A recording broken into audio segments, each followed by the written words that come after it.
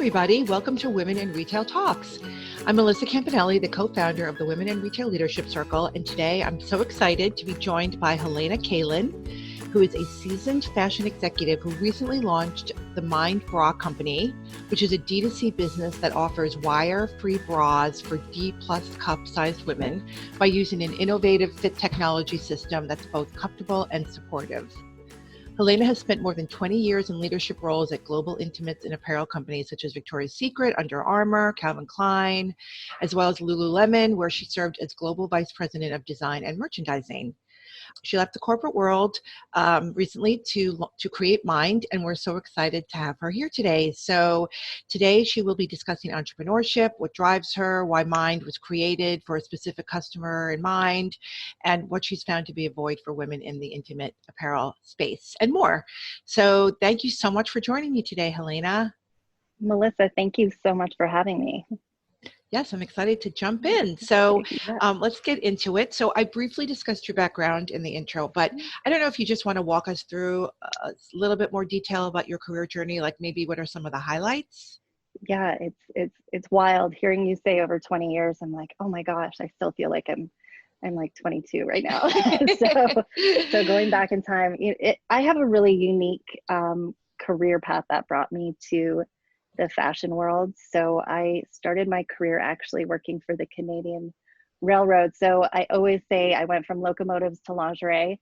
And I'm super, I envision a time that I will either just have like a photo album or some sort of memoir talking about it. But I've been really blessed. And what brought me from locomotives to lingerie, I think it was a combination of the stars were just in alignment. And I was at a period of my life where I needed a life makeover, and I always dreamed about moving to New York. I'm a born and bred Calgarian, so I'm from Canada, and it was meeting a recruiter in New York that loved my background, which was very operations driven. And Victoria's Secret at the time was hiring for this head of R&D and innovation, and it was really around creating the process to bring innovation to the forefront of Victoria's Secret being best at bras. So we're going back to like 2004 when Victoria's Secret was really at their during their golden years. And it was I got the job. I'm not sure how, truly, other than they kept saying to me that they loved my background, and the fact that I didn't have any experience in fashion would allow them to kind of do things differently. So it was the SVP of supply chain at the time. His name was Jim Pappas, and Grace Nichols, who was the president.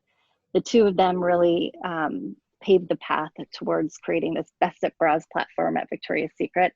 And so I basically grew up in factories for the 3 years that I was there. And it was me and this little micro team, and I called us like the Three Musketeers, and we were traveling the world, and we were in factories constantly all across Southeast Asia and going to shows in Europe. It was really amazing. And that is how I learned about the intimate apparel marketplace, and really learned how to build a bra from the ground up. So that was my start.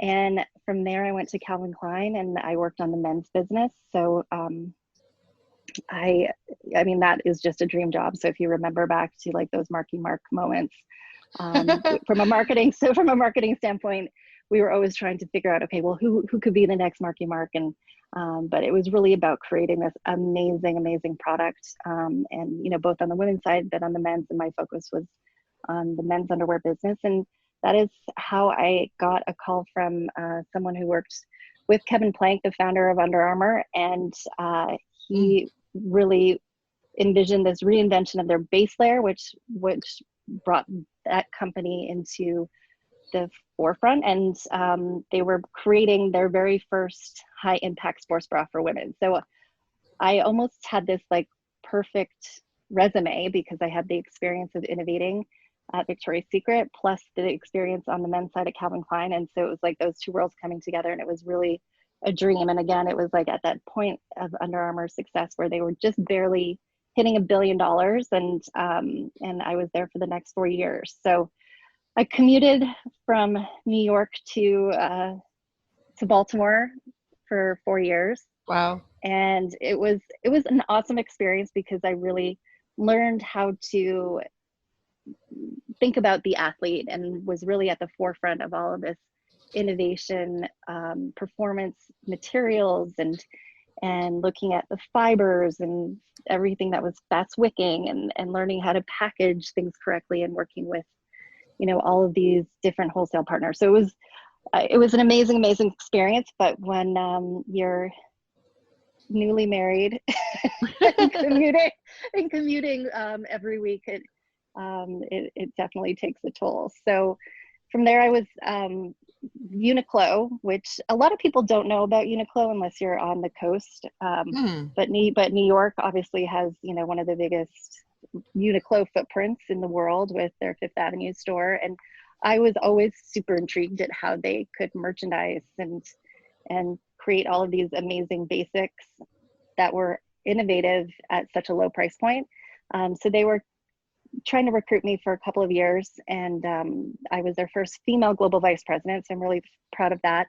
Oh, wow. And so I went from commuting to Baltimore to commuting to Tokyo, which sounds like a dream for most people. Japan is one of the most amazing places, especially when it comes to design inspiration and food, and everything is so meticulous. But getting on a plane for 15 hours a few times a month was super tiring. But I learned so Oh, much. yeah.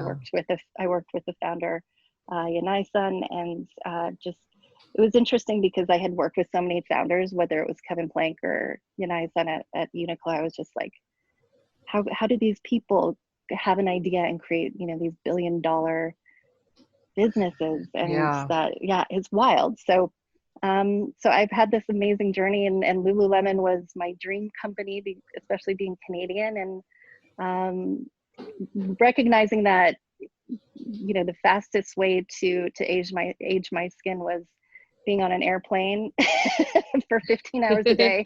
I'm like, I can't do this anymore. And Lululemon called me, and my husband and I sold our home, moved to Vancouver, and that is what brought me to Lululemon. And it's still one of my most favorite companies. Their product is incredible, and I headed up their merchandising and design areas, and it was really there that I started the urge to start this company. Really kind of was in me, and I saw just such an opportunity.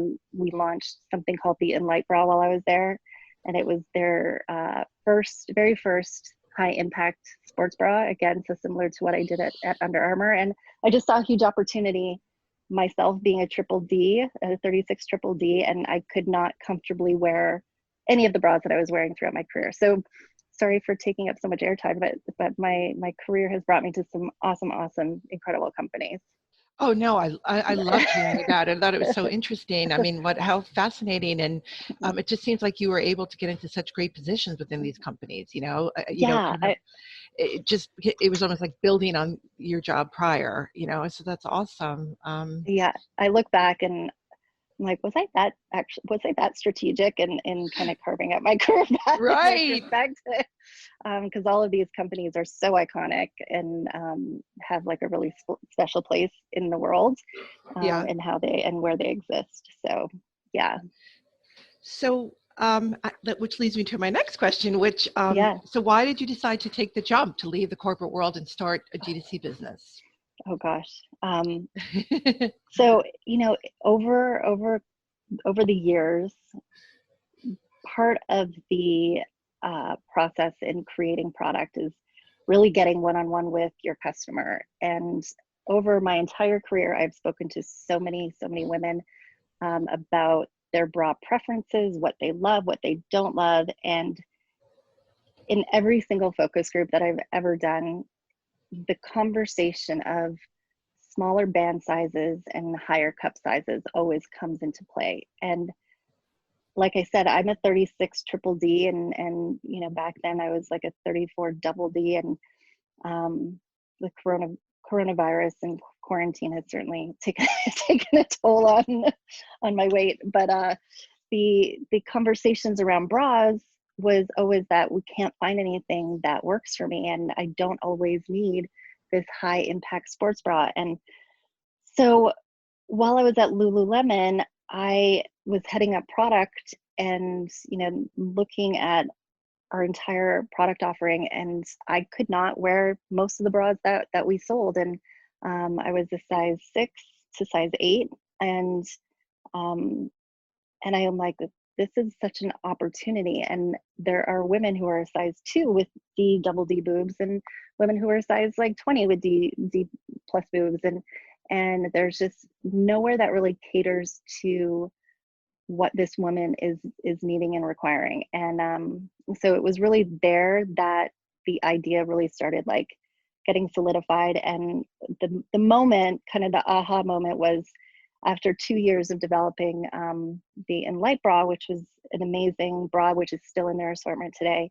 We were showing it to the team, and you know, as you get into bigger cup sizes, naturally the bras themselves get bigger. And while we were sharing the prototypes, someone in one of our meetings was just like, "Oh, Helena, what are you holding up?" And it was a 34 double D, and they were, you know, in shock and awe at how big this bra was. And there was a conversation of like not having enough room and size for in the store for these larger cup sizes, and having it just online, and it was going back and forth. And I thought to myself, you know, this customer who is this 34 double D is essentially me.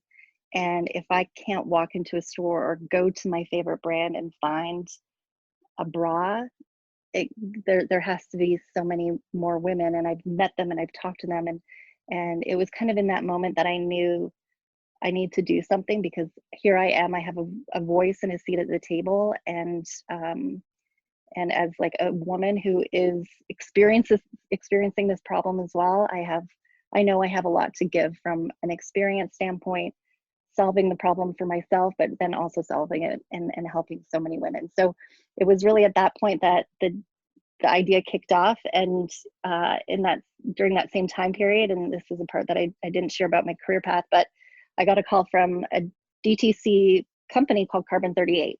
And so they were looking for a chief merchant, and I was really on this cusp of starting my company or taking this new opportunity. And it was my stepdaughter, who it was just out of college, and she looked at me, she said, you know, Helena, like, you've been talking about this idea for a long time, but you've actually never worked for a startup, and a startup that is focused 100% on the direct to consumer market. So maybe this is like the universe saying, like, here's an opportunity to really dive into D2C specifically, and make sure, you know, if you really believe the store of the future is on our phones, then you know, why don't you take this opportunity and then make the decision again if this company is right for you. So I stayed with Carbon for a year, and during that time period, it was like kind of the idea was just gnawing there. It was like, you know, the devil and the angel on your shoulder. It's just like, you got to start it, you got to start it. And I took the plunge, and Carbon was fantastic. And I decided to invest all of my time and bootstrap this new startup in early 2019. And so I spent a year and about 2 months developing all the products, and we went to market in February. So yeah, it was all of these little things that kept popping up that motivated me to really start the company. It's great. We know that the people at Carbon 38, they're such a great company. Yeah.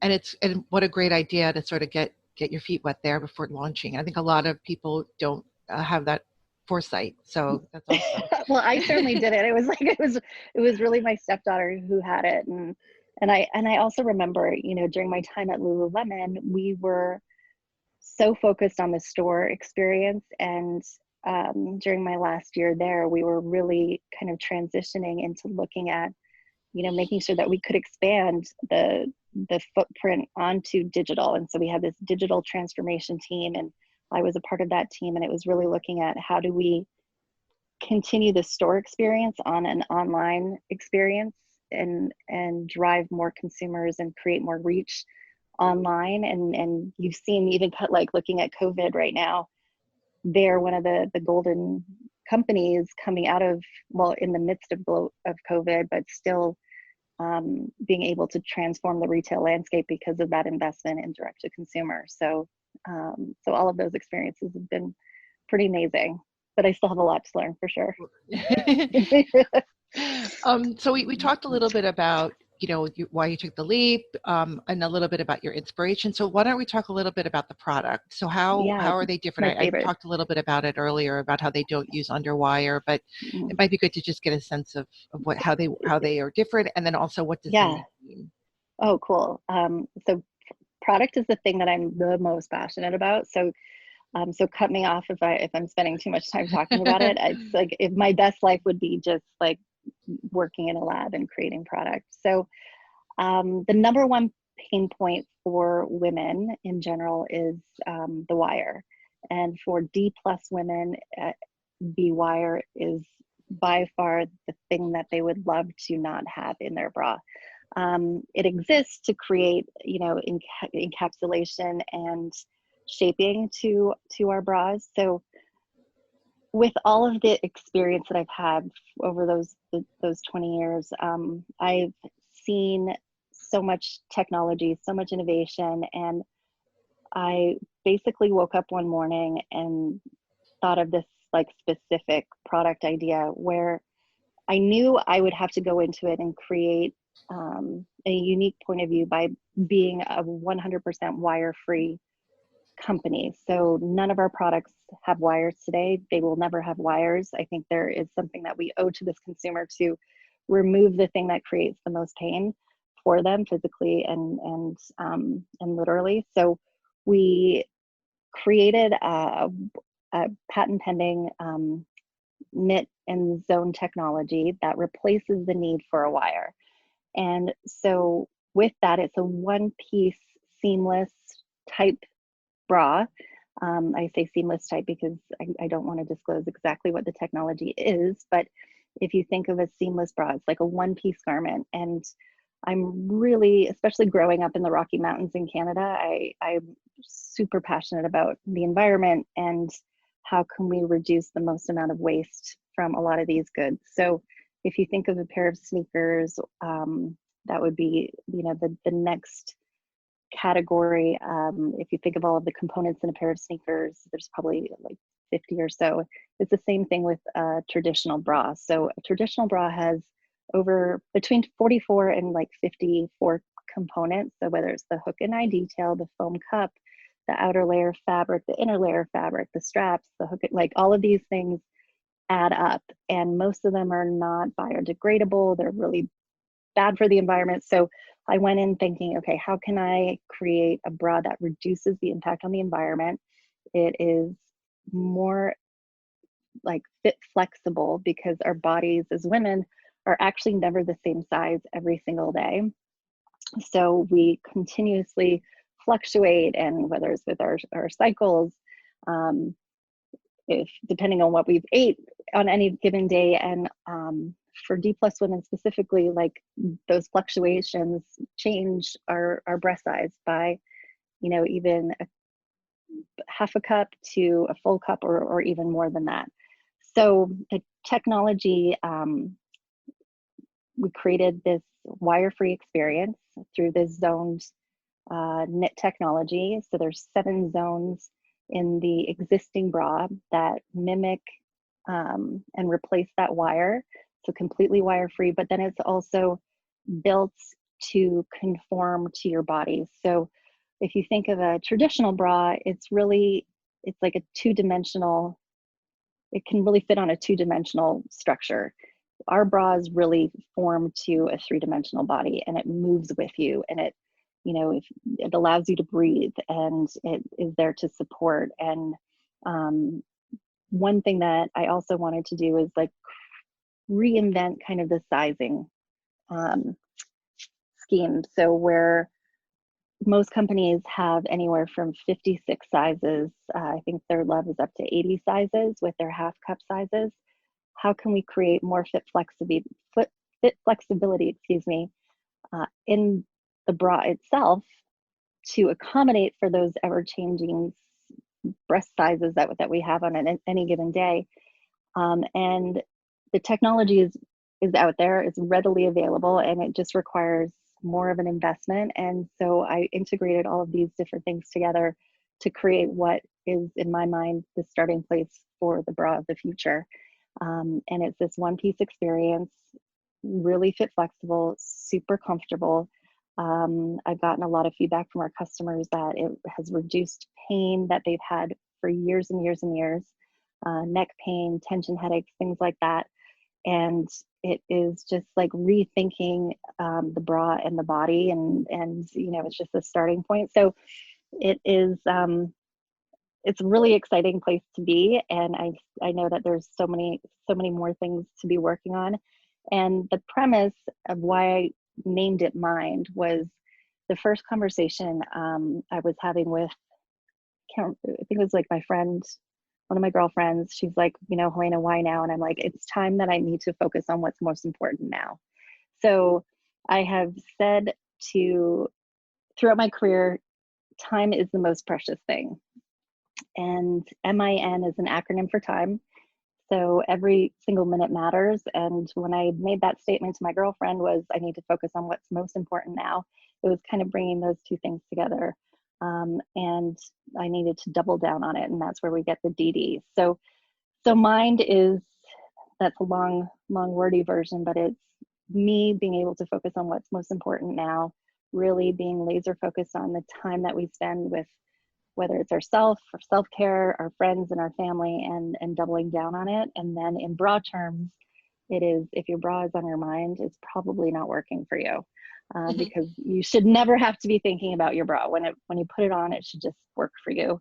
And so That's great. that's why. Does this have something to do with the double D also, like mine? Well, yeah. So yeah. So the double D is kind of a wink to right. that we are, really laser focused right now on this D+ customer. So it's kind of like a tongue in cheek that your bra should never be on your mind, and bringing that customer on the journey with us, and bringing that focus to it.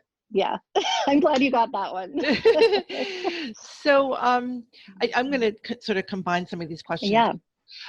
So you launched in 2019. So you probably just getting started, given the current COVID-19 pandemic.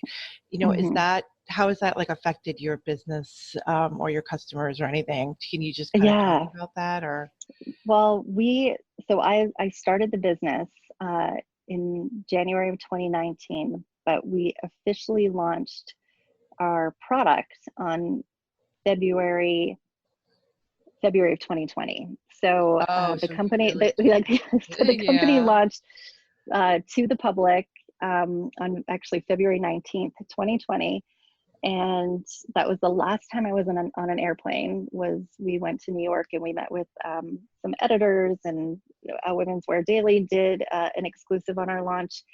And 2 weeks later, or 3 weeks later, we were getting a stay-at-home order.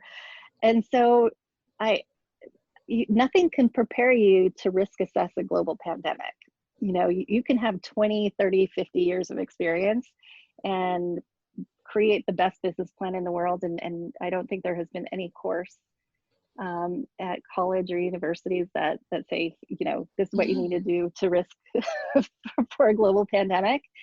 And so, we launched the product and we started taking out Facebook ads, and then suddenly this happened. And honestly, it was like a, oh my God moment. And what am I going to do? And you kind of go through the motions and you feel all of these emotions around, is my business going to get through this? And I had to stop watching the news at one point because it was just doom and gloom.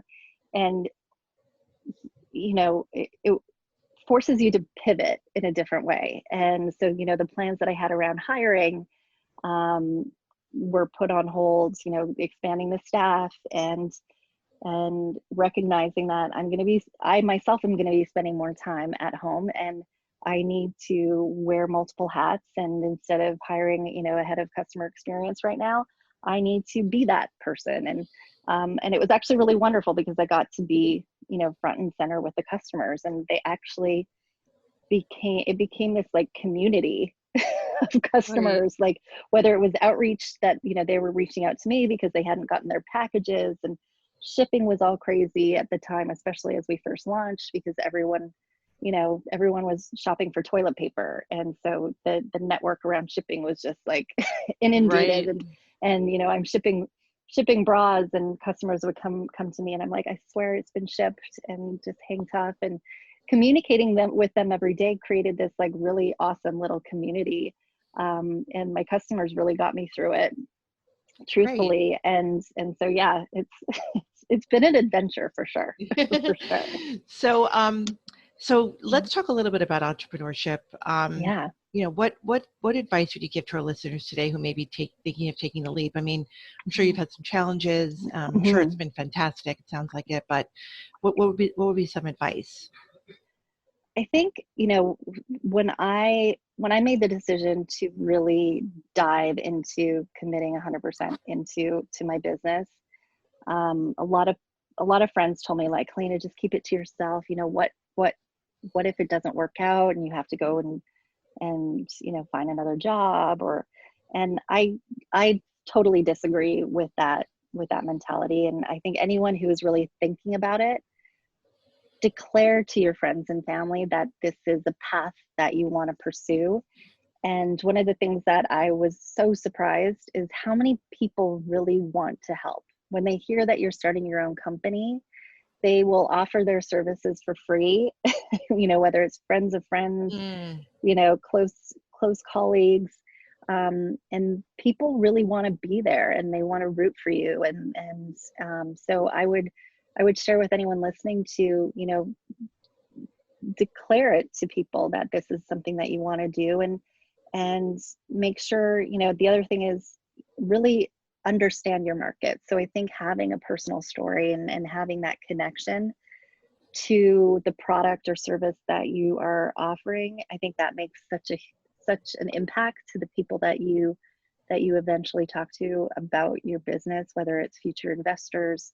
And make sure it's something that, through thick and thin, you will always work to, you will always be the most passionate person on the playing field when it comes to the business. And I think, the journey, it's sometimes often, it's often very lonely, because, you're not in that daily constant meeting, grind that a corporate culture presents to you. So there's times where you are on your own often, and being able to have that support from friends and family is really, really important. But I definitely encourage anyone to take the leap and take a chance on themselves, for sure.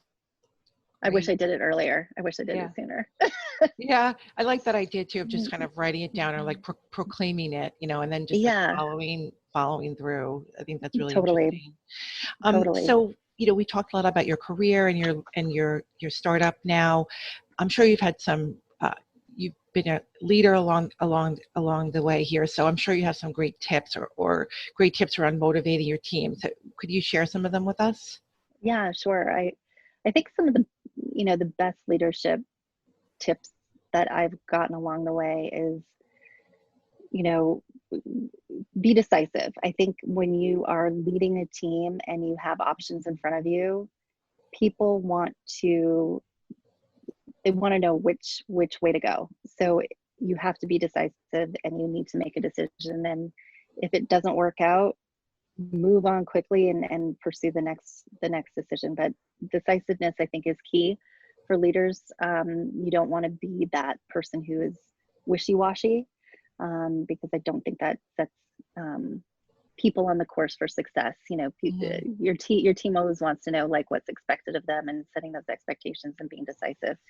I think, it's interesting as coming into and creating a startup, like, people's motivations and what they are motivated by. I think it's different than it was in the past. And I think, from a job perspective, you are hiring, folks because of their expertise. And so I think sharing with, your team, like, you are the expert here. I personally know a lot about a little, or little about a lot. Sorry. So, and you hire people for what they bring to the table, and that's a level of expertise in like a functional area. And I think you have to let them do their job, and you can't be that that business owner who, I call them the dive bombs, who comes in and dive bombs and it drops into someone's job and takes over communication or something else. You have to let people do their jobs, and if they hit roadblocks along the way, they'll come to you, and building out that trust. I think the piece that around what motivates them personally, I think living through COVID, I think it's setting up, it's forcing companies to really think about what success looks like from an environment standpoint. And I've talked to a lot of people who are really cherishing their time with their family and not having to commute, and being able to set up, hours that's more on their schedules to educate their kids and to be with their kids or to be with their spouse. So I think, myself, in talking to whether it's people that I'm hiring or people who are on my team, it's like, I want to make sure that we're doing what we can 100% for our customers, but then also not infringing on your ability to educate your kids during the day, and to take care of your health and to take care of your wellness, and not just be locked behind your desk, for 8 hours a day. You have to, step away, make sure you're going to the gym, make sure you're going for walks. And I think that seems to be really motivating for folks right now. That's great. So we probably only have about a minute left. So I just would love to hear what you're most looking forward to in 2021. Oh my gosh. Professionally and personally. I think, God, traveling. I think on both aspects. I've never thought I would say this, but I kind of miss sometimes that experience of getting on an airplane and traveling, 16 hours to Asia. I miss my partners, I have a factory in Italy. And so this summer I was like, oh, this time last year I was flying to Milan and meeting my partners there. So traveling is definitely a big one. And being in the US, my family is back in Canada. So personally, traveling to see my family. My sister was diagnosed with stage 4 metastatic breast cancer last October. Oh, so she is a walking miracle. So she is doing fantastic. And it's, thank God for Zoom and all of those things, but just you really realize that the things that are the most important are, you don't want to take for granted. So getting on an airplane is one, and spending time with family. That's great. That's perfect. Well, that's pretty much all we have time for, Helena. So thank you so much for joining me in this episode of Women in Retail Talks. It was so fascinating learning about your background and your company. Thank you so much. And I'd love to thank everyone for listening. For more information on this podcast, please check out our podcast channel page at womeninretail.com/podcast for show notes. And Women in Retail Talks is also available on Apple Podcasts, Google Play, Stitcher, and Spotify. And also make sure to subscribe on our podcast channel page as well. And if you've enjoyed this episode, please take a few moments to rate it. And thanks. Until next time, this has been Women in Retail Talk.